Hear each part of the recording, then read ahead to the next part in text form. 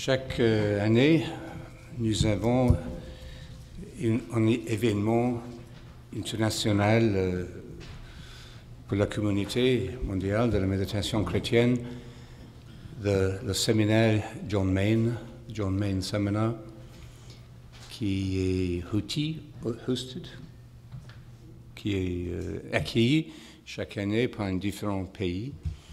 Il y a quelques années, nous étions au Québec pour le 25e commémoration de John Main.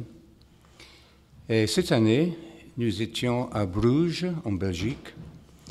Et c'est une conférence très spéciale avec nombreuses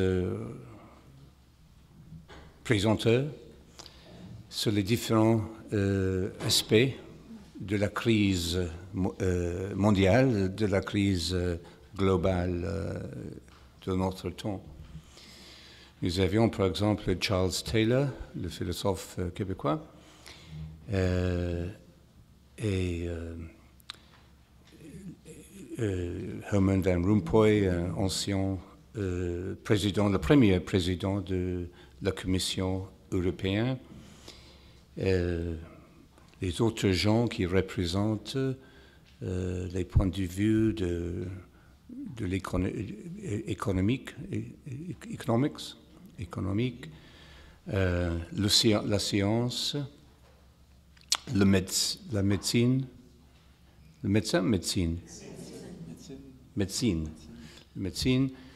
et qu'est-ce que c'est, les autres choses. Et une sœur bénédictine de Barcelone, de Catalogne, qui parle très fortement sur la question de la foi et de l'appartenance sociale, la conscience sociale. Alors, c'était très stimulant. Tous les raconteurs, tous les présenteurs avaient une orientation contemplative, une pratique de la méditation. Et c'était quelque chose de très, très important, je pense, pour notre communauté à ce moment de notre évolution. Et aussi, nous avons reçu beaucoup de hits sur le website, 20 000 dans la première semaine. C'est en anglais, mais nous espérons de faire un journal ou un livre que nous pouvons traduire dans les différentes langues. Le thème de la séminaire cette année était une approche contemplative à la crise de changement, parce que les choses changent très rapidement et nous donnent souvent un sens d'avoir perdu la puissance. Nous n'avons pas le sens de contrôler la vitesse du changement.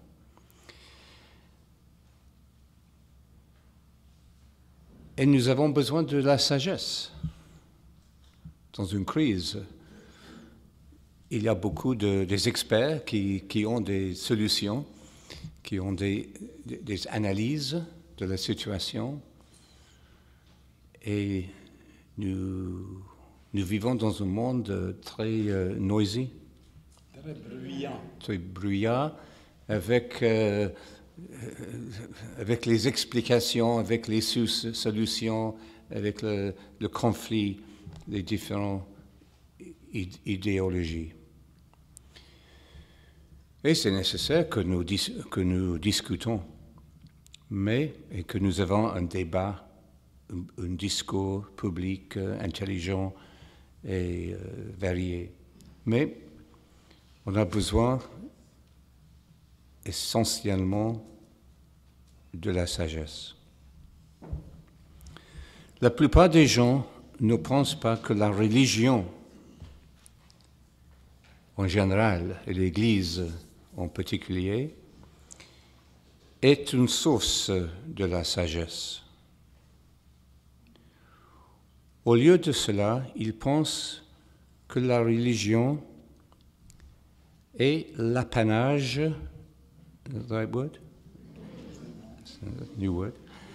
est l'apanage des gens avec des esprits fermés, avec les idées fixes.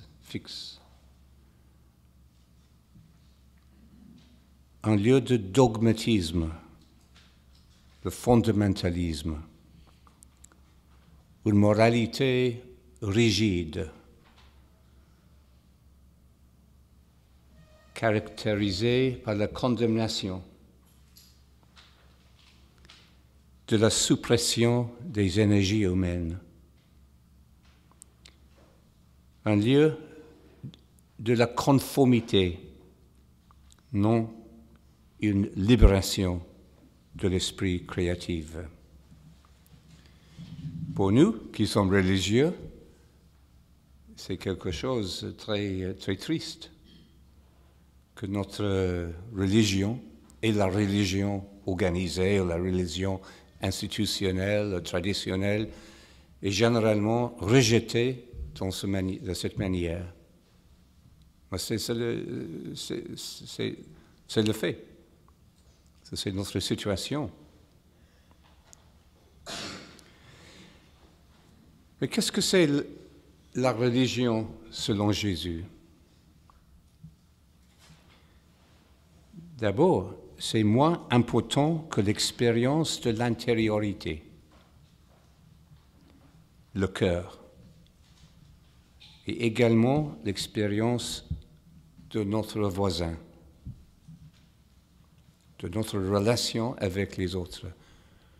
Selon Jésus, nous ne sommes pas sauvés par la croyance. Même le diable croit en Dieu.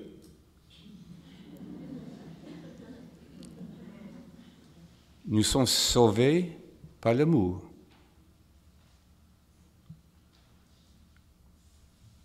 Par la foi en action. Par la foi qui, je disais hier, qui est une relation personnelle, profonde, avec le mystère de Dieu, le mystère du Christ, le mystère de notre propre être, le mystère de l'être de notre voisin. Nous sommes sauvés par la foi, nous sommes guéris par la foi.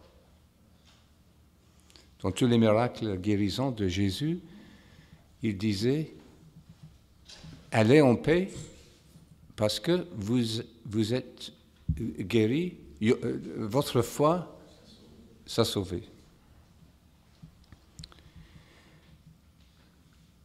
Jésus était religieux. Il respecte les lois, les rituels, les pratiques de son temps. Mais il n'est pas supprimé par les formes, les externalités de son religion. Et quand il parle dans les chapitres 5 à 7 de Saint Matthieu, quand il parle de la prière, la première chose qu'il dit est ne pas être comme les hypocrites qui sont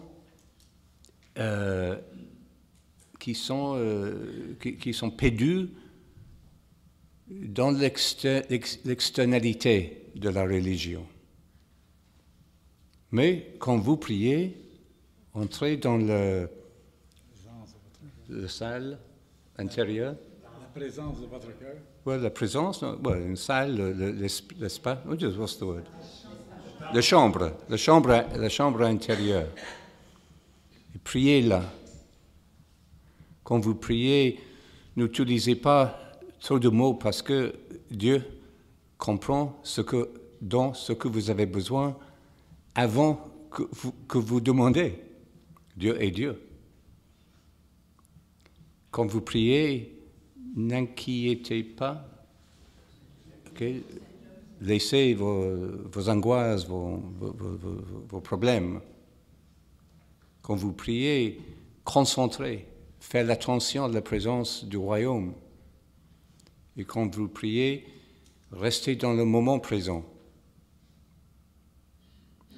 Jésus est un maître de la contemplation. Il ne parle pas de les règles, de la croyance orthodoxe. Il est vraiment religieux, mais il est plus. Il exprime le fait que la religion est un moyen secondaire. C'est nécessaire. On peut comprendre pourquoi le monde a rejeté, le monde occidental spécialement, le monde moderne, la modernité, a rejeté la religion. Et on peut comprendre pourquoi les deux grandes révolutions du XXe siècle, la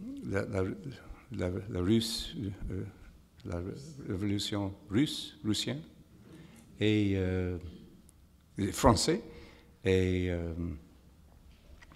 l'Allemagne du XXe siècle, a tenté d'annuler la religion, d'éliminer la religion. Et j'ai rencontré, il y a quelques semaines, un scientiste athéiste qui disait, stupidly, que la religion était la source de toute la violence, de tous les conflits, de toute la délusion dans le monde. Et j'ai dit, well, on peut dire aussi que la science doit être rejetée et éliminée parce qu'il y a la science, les hommes scientifiques ont découvert et construit le bombe atomique, et il y a des expériments scientifiques dans les camps de concentration, d'extermination en Allemagne. Ce n'est pas une raison pour éliminer la science. C'est une raison de comprendre la vraie nature de la science. Alors, Jésus était religieux, mais il était quelque chose de plus. Le grand théologien du XXe siècle, qui a été tué par les nazis, Dietrich Bonhoeffer, écrivait avant sa mort d'un christianisme sans religion. Il disait, c'est mon traduction, l'âge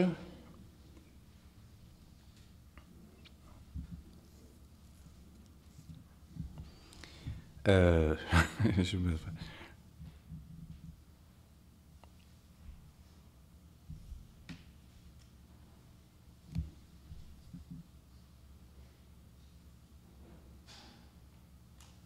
I can't read it.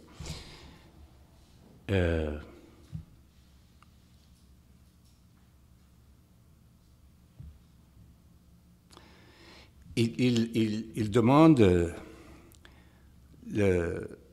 la relevance des mots religieux d'aujourd'hui. L'âge dans lequel nous vivons le fait impossible de dire aux gens le mot religieux avec des mots théologiques ou pieux et révolus, de même que l'âge de l'intériorité et de la conscience, c'est-à-dire l'âge de religion. Nous approchons d'un âge complètement sans religion. Dietrich Bonhoeffer n'est pas athéiste. Il était un théologien de génie et un homme qui a sacrifié sa vie pour sa foi. Qu'est-ce qu'il veut dire que nous approchons un âge complètement sans religion? Était-il un prophète ou quelqu'un désespéré? Je pense qu'il a quelque chose à dire au nous aujourd'hui. Nous voyons l'échec de l'Église pour communiquer avec le monde et ses besoins spirituels. C'est un échec de la religion. Nous voyons dans beaucoup d'endroits la réaction du conservatisme, de la conservatisme. En face d'un échec, nous avons un choix. Nous disons, oui, j'ai failli. J'ai manqué mon coup. J'ai manqué mon coup. Et j'ai quelque chose à apprendre. Nous avons besoin d'une humilité radicale. L'Église ne montre pas cette humilité aujourd'hui. L'alternative réaction est de dire le monde a manqué son coup. C'est le monde qui est en erreur. Le monde nous a rejetés. Quel dommage. Ce n'est pas notre faute. C'est le mal de le monde, le diable dans le monde.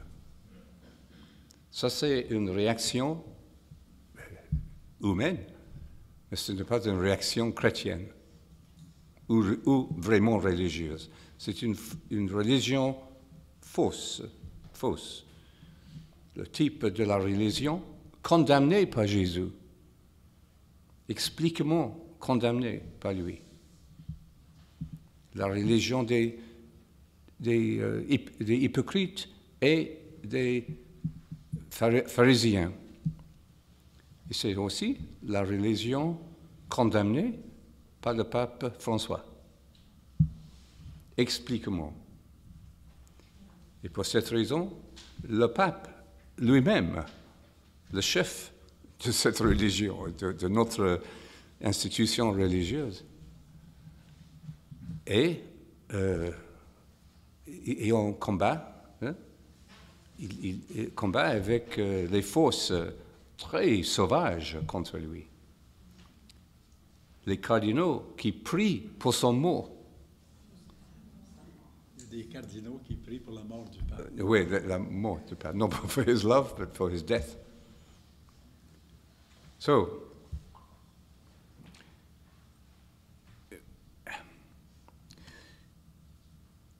nous voyons dans beaucoup d'endroits, et au cœur de l'Église, un retranchement religieux, même évidemment parmi les jeunes.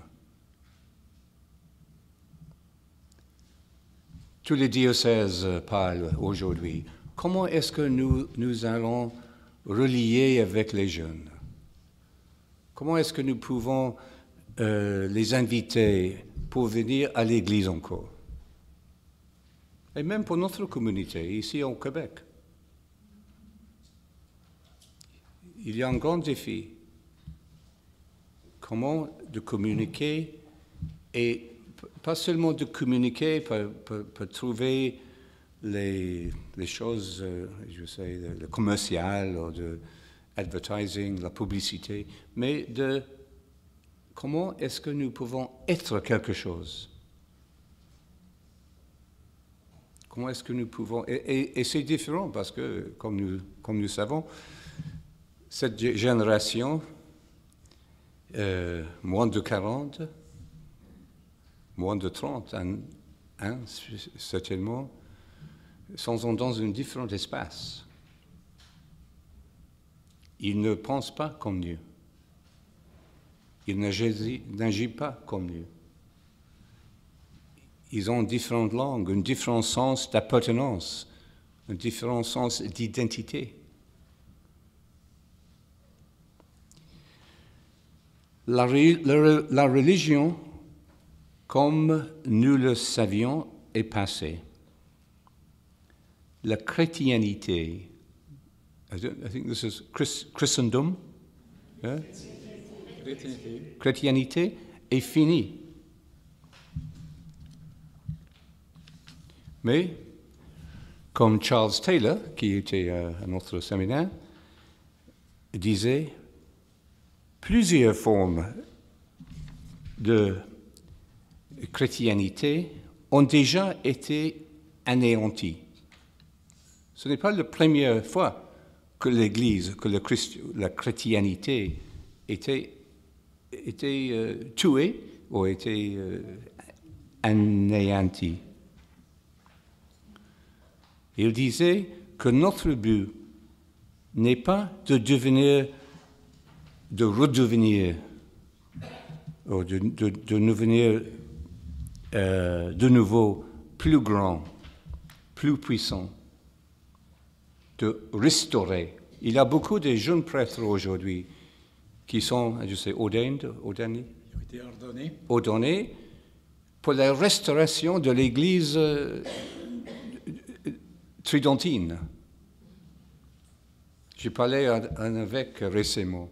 Il était choqué par à la célébration de l'ordination. Après la célébration, ils ont levé les verres et ils disaient pour la restauration. Ils ont levé la coupe pour la bonne restauration. Yeah. Alors, notre but n'est pas de restaurer l'Église, mais de planter de nouvelles graines. Ça, c'est l'esprit de l'Évangile, n'est-ce pas? Ce n'est pas de qui est le plus grand, comme a discuté les disciples sur le chemin avec Jésus. Mais comment nous pouvons planter des nouvelles potentialités.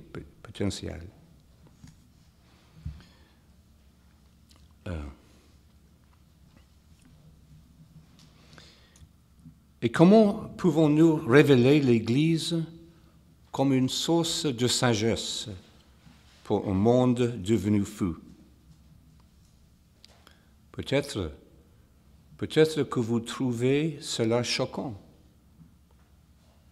Ou peut-être vous dites, c'est peut-être vrai, mais pour moi, à mon âge, je suis en retraite. Je veux une vie tranquille. Je veux une spiritualité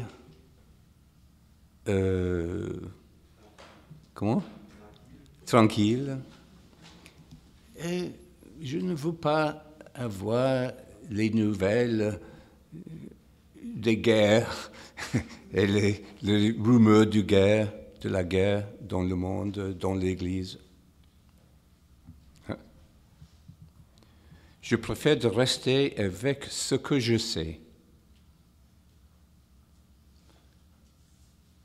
Laissez la prochaine génération se débrouiller toute seule. C'est le problème. Je suis trop vieux, trop âgé, trop fatigué. C'est une réponse. Mais, comme disciples, nous n'avons pas cette option. Nous devrions essayer de trouver de nouveaux moyens de proclamer le Christ. Et nous sommes chercheurs. de nouveau. Nous avons perdu quelque chose dont probablement nous avons des mémoires bonnes et de nostalgie.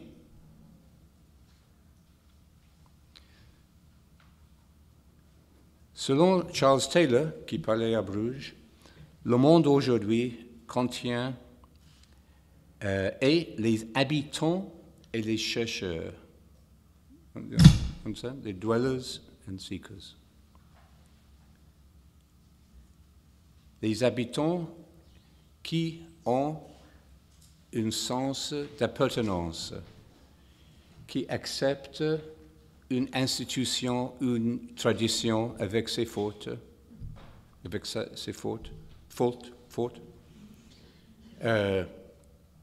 mais qui peut dire « je suis chrétien, je suis catholique ».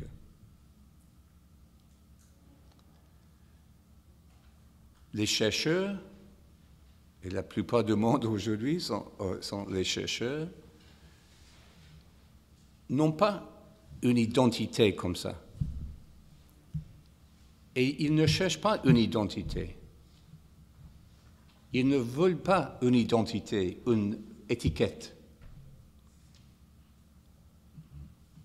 Ils cherchent la vérité. Ils cherchent une expérience.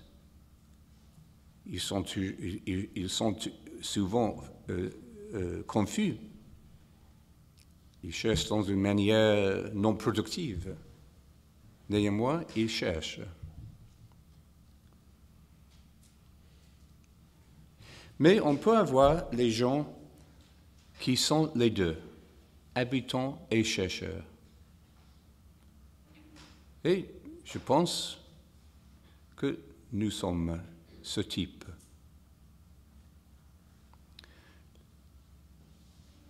Ces gens sont les contemplatifs, les méditants, qui appartiennent à une tradition, qui s'identifient avec le Christ dans l'Église, mais pour qui l'Église est quelque chose essentiellement mystique, une expérience de la présence, de l'action du Christ, de l'Esprit Saint. Il y a quelques années, j'ai connu un moine bénédictin, Bede Griffiths. Vous avez entendu de lui? Il était un moine anglais qui a vécu la vie monastique traditionnelle en Angleterre pour 25 années. Et puis, soudainement, ou relativement soudain, il est allé en Inde comme moine, avec la permission de ses supérieurs, de fonder et de vivre son vie monastique dans la culture, dans la vie indienne. C'était un appel très particulier et très personnel pour lui. Et il est devenu un maître du dialogue interreligieux, quelquefois controversial, mais de plus en plus accepté par l'Église, par les évêques. Et j'étais avec lui quand il est mort, il est mourant. J'étais frappé par la profondeur de son relation aimante avec Jésus. Mais un jour, il discutait les documents du Concile Vatican II, et il disait que ces documents, sa vision de l'Église de l'avenir était superbe, magnifique. Mais il n'est pas d'accord avec une expression, que la sauce la source et la vie de l'Église est l'Eucharistie.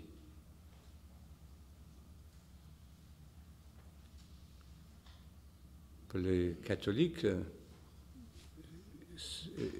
on peut l'accepter, cette expression, sans penser. L'Eucharistie, la messe, est centrale à notre vie, à notre théologie. Mais pourquoi Père Bede, qui est vraiment un théologien et un homme de la prière profonde, pourquoi il a questionné cette expression? Pensez de ça. La source est la vie de l'Église et l'Eucharistie. Il l'expliquait comme ceci. Il disait, il est mieux, c'est vrai, dans un sens c'est vrai, mais il est mieux de dire que la source et la vie de l'Église est quoi? Ouais, le Christ, oui. Ouais, en effet, il disait l'Esprit Saint. Si vous lisez l'histoire du Pentecôte, c'est l'Esprit Saint qui a créé, qui a formé l'Église et qui renouvelle l'Église. L'Esprit Saint. Et son explication pour son préférence est que si vous dites que l'Eucharistie est la source et la vie de l'Église, qui contrôle l'Eucharistie?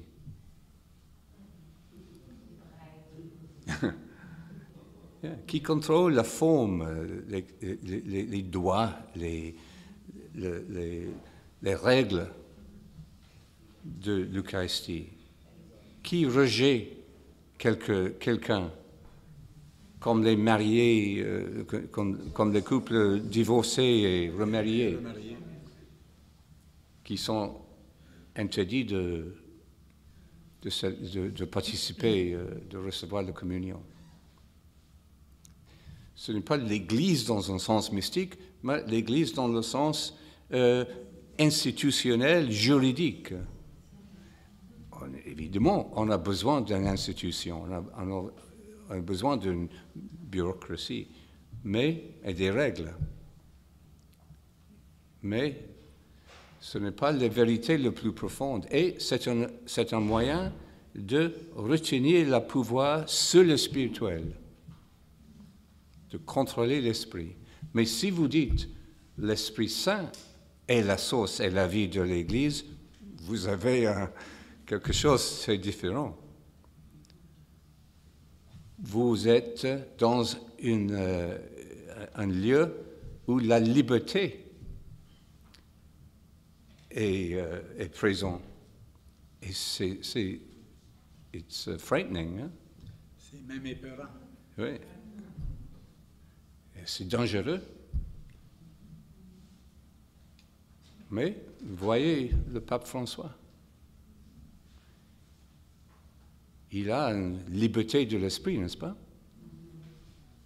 Mais il est responsable.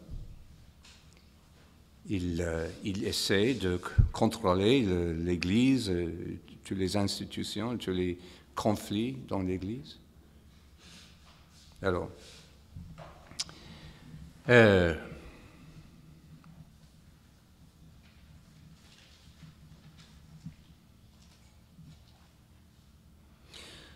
on peut être un habitant et un chercheur en même temps. Le chrétien a besoin d'être seul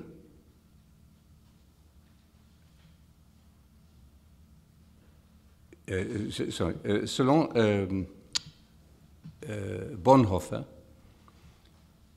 en décrivant son idée d'un christianisme sans religion.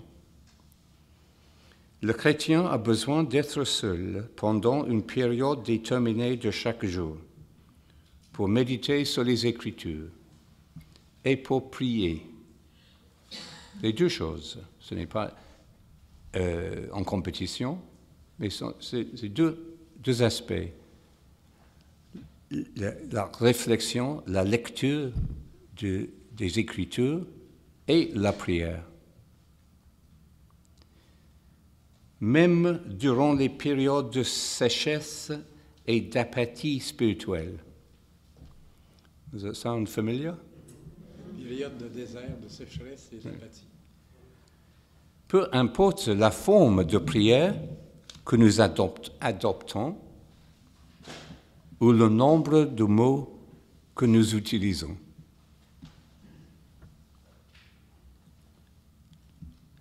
Le complément et la complétion de cette prière, pour lui, serait l'action juste, courageux, vertueux.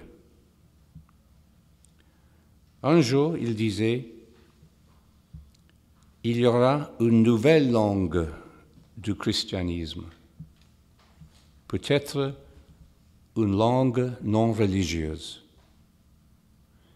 mais une langue libératrice et rédemptive. Mais nous n'avons pas trouvé cette langue encore. Nous sommes en transition. Ça, c'est notre difficulté et aussi notre crise et notre opportunité. Jusqu'à là, il disait, la cause chrétienne sera quelque chose silencieuse et cachée. Il parlait aussi du besoin de restaurer au cœur du christianisme une discipline secrète et silencieuse.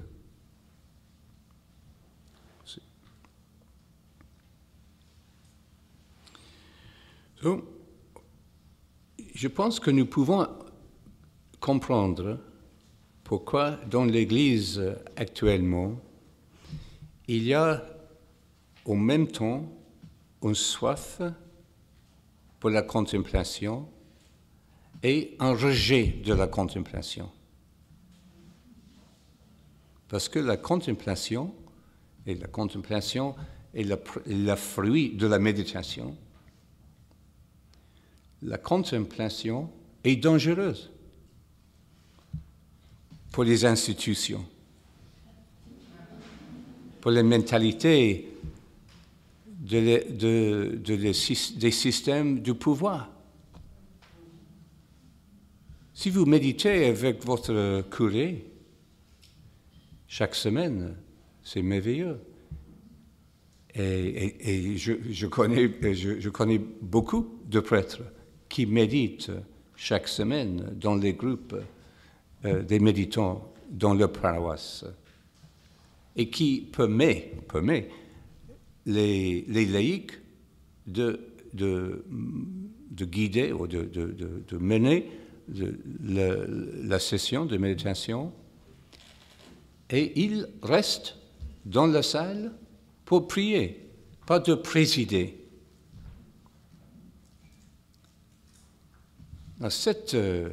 Il y a aussi des prêtres qui permettent un groupe de méditation de rencontrer chaque semaine, mais jamais ne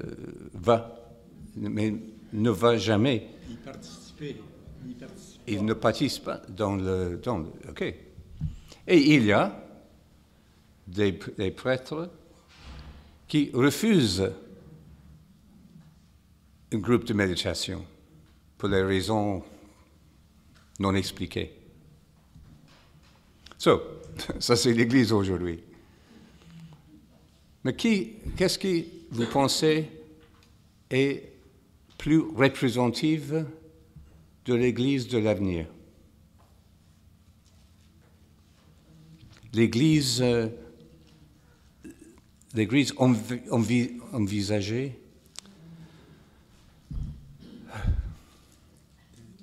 l'Église prévue par le Concile Vatican.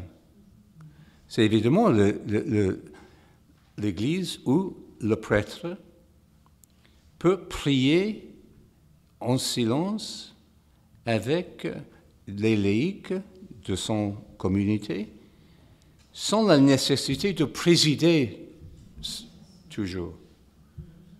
Parce que le même esprit qui est la source de la vie de l'Église, de sa communauté, existe également en lui-même dans son ministère particulier, de son vocation, et dans les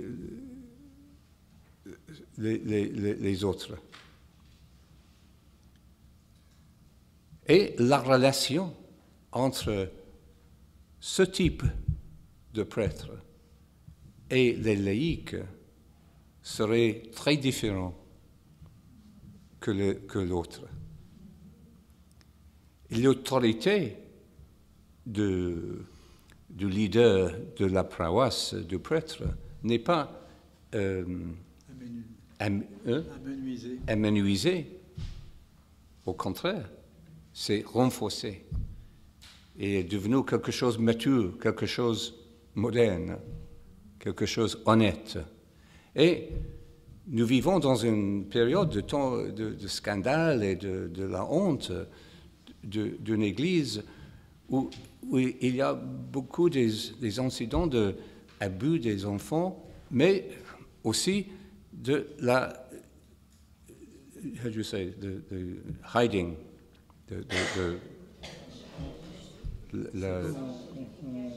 on cache la réalité. Oui, parce que la réputation de l'Église était plus importante que la sécurité des enfants.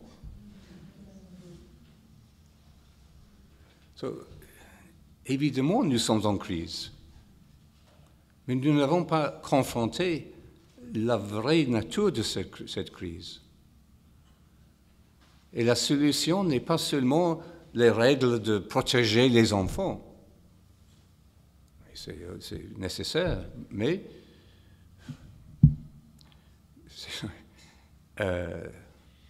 ce n'est pas les régulations et créer une distance dans cette manière, mais de renouveler radicalement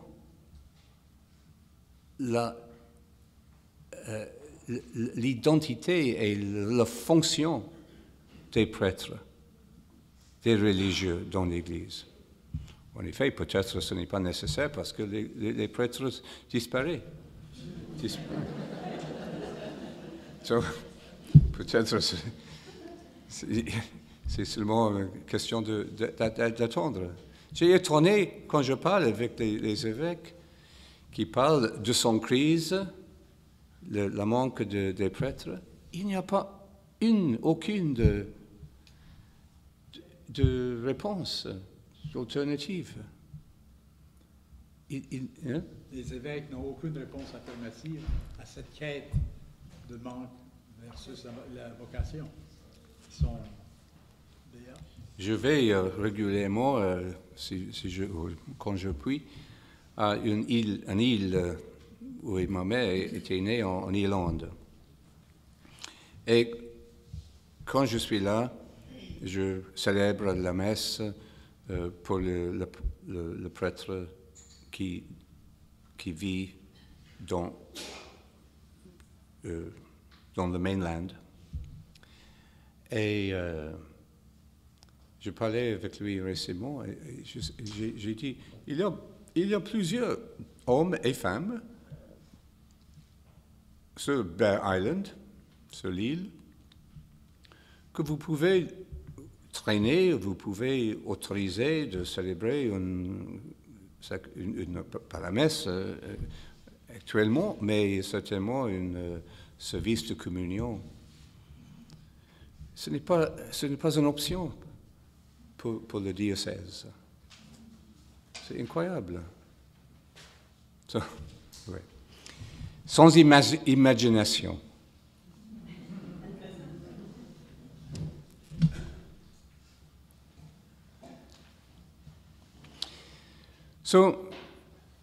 Dans quel sens est-ce que nous pouvons entendre le prophète Dietrich Bonhoeffer quand il parle d'une forme de christianisme sans religion?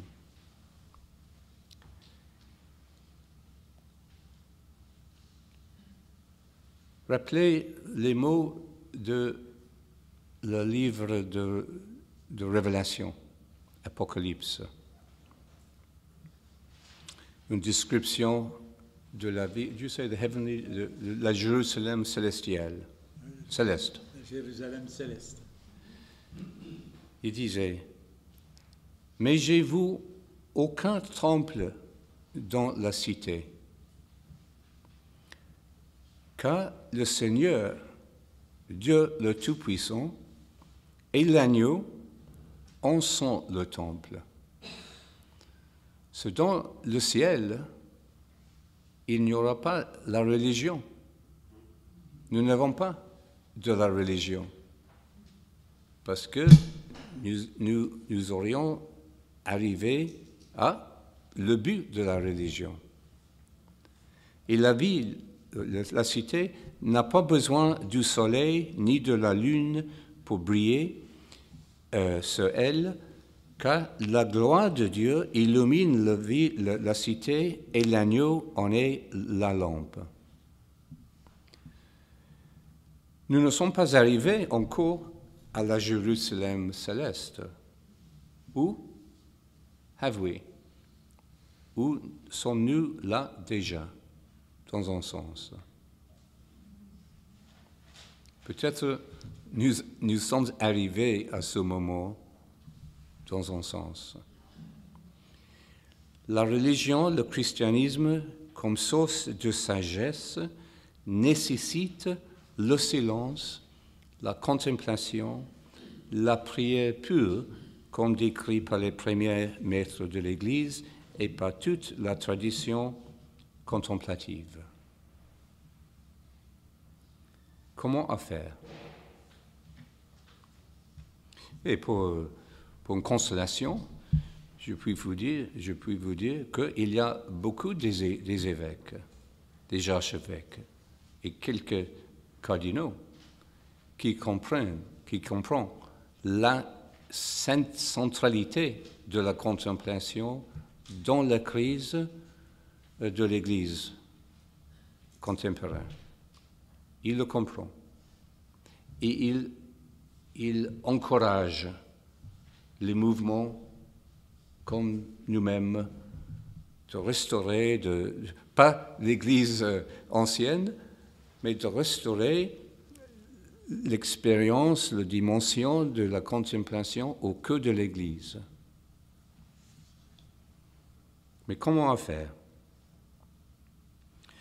Nous devrions créer le silence, libérer le silence au cœur de l'Église de notre culte, l'Eucharistie, la vie ecclésiale et la vie des familles chrétiennes. La méditation ne remplace pas les autres formes de la prière, au contraire, elle les nourrit et révèle ses propres natures. Mais on doit rappeler que selon la théologie, la contemplation est l'essence et l'objectif de toute la prière et de la vie elle-même. La contemplation, l'union avec Dieu et la vision de Dieu. Ça, c'est le but. Selon saint Augustin, tout le but de la vie est de rétablir la santé de l'œil de cœur par lequel Dieu peut être vu. Selon John Maine, dans son enseignement sur les sacrements, les mystères chrétiens, comme il les appelle, la redécouverte, le renouvellement de l'expérience sacramentale demande cette expérience intérieure de la présence du Christ. Les groupes de méditation dans les paroisses et dans les maisons, les bureaux, enseigner la méditation aux enfants dans les écoles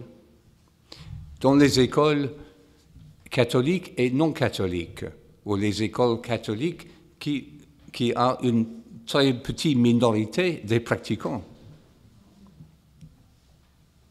Il est possible d'enseigner la méditation chrétienne sans, s'il est nécessaire, sans mentionner les mots religieux. Ça, c'est l'intention de la perception de Bonhoeffer. Si vous insistez en toute situation d'utiliser les mots avec lesquels vous êtes familier, les mots religieux, si vous insistez d'utiliser les mots toujours religieux, toujours, vous auriez une très petite audience. Vous prêchez aux convertis. Et ça, ce n'est pas le but de l'Église, de prêcher aux convertis. Notre responsabilité est d'aller au monde et prêcher les bonnes nouvelles. Et pour commencer, le dialogue, parce que le dialogue est quand les... What's his name? Who was the French guy who came to Quebec? The first... Jean Cartier. Cartier. Quand Cartier est... Hein? Jacques Cartier. Quand Jacques Cartier est venu à Montréal, ce n'est pas un âge de dialogue. You know? Pour les Indiens, par exemple. Ce n'est pas une question de dialoguer, de respecter leurs croyances, de trouver une langue intermédiaire. C'est une question de baptiser ou... Aujourd'hui, nous sommes dans un âge de dialogue. Nous respectons les croyances et les traditions des autres. Et nous respectons l'athéisme ou l'agnosticisme, le scientisme de notre temps. Et si insistons de parler une langue comme une langue dialecte, you know, un dialecte religieux seulement, nous avons perdu le monde, et les jeunes spécialement. Sur les groupes de méditation, enseigner la méditation aux enfants, faire des liens avec les mondes de médecine, de la finance, de la commerce, des politiques et de la science. Et des mouvements sociaux pour la justice, pour la paix et pour l'environnement spécialement. Et dans ce dialogue, on a besoin de la méditation pour créer l'expérience du silence commune dans lequel nous pouvons rencontrer les gens différents qui ont des différentes langues. Nous pouvons, c'est la responsabilité de l'Église aujourd'hui, d'ouvrir cette dimension contemplative pour le monde, pas seulement pour nous-mêmes. Mais nous devons commencer avec nous-mêmes.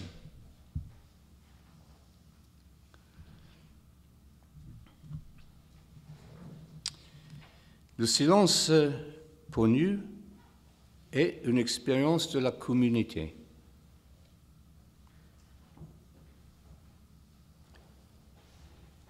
Je vais parler plus de Bonneveau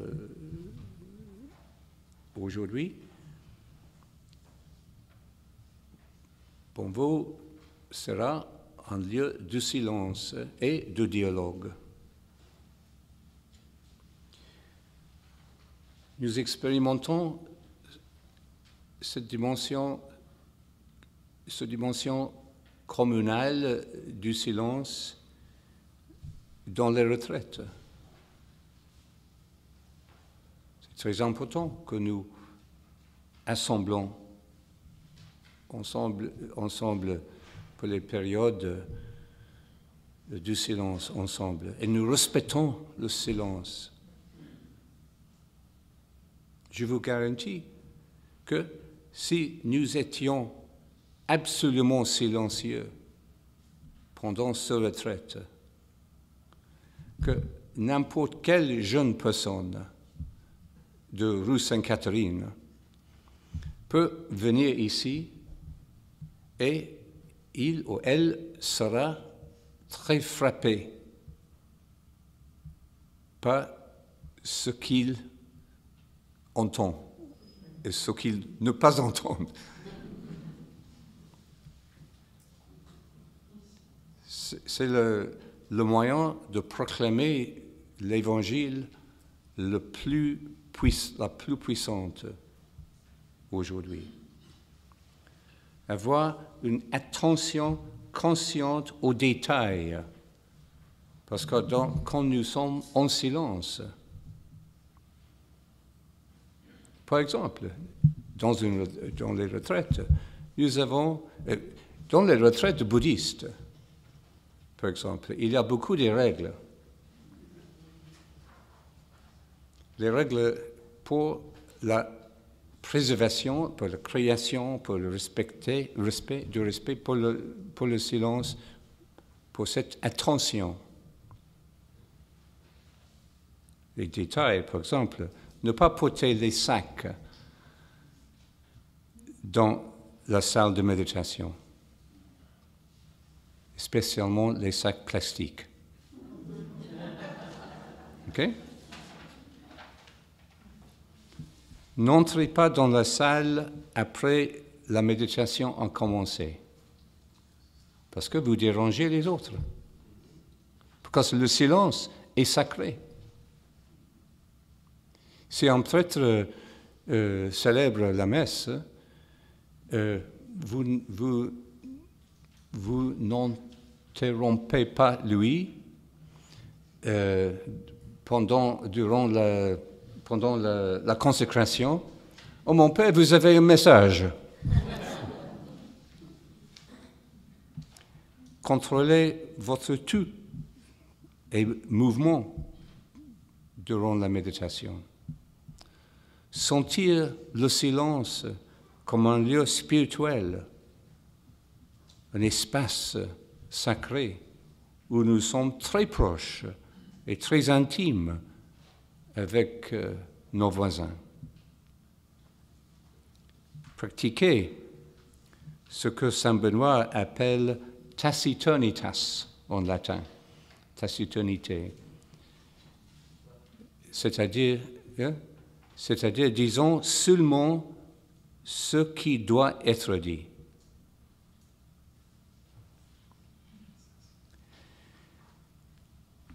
Ça, c'est une vision pour l'Église qui commence avec les petites communautés comme nous-mêmes. Les communautés contemplatives sont les sources de renouvellement pour une Église qui est encore une source de sagesse.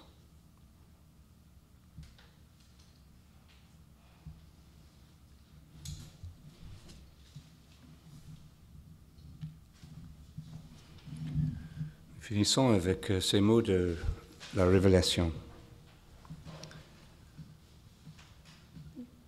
Mais j'ai vu aucun temple dans la cité, car le Seigneur, le Tout-Puissant, et l'agneau en sont le temple. Et la cité n'a pas besoin du soleil, ni de la lune, pour briller sur elle, car la gloire de Dieu illumine la cité, et l'agneau en est la lampe.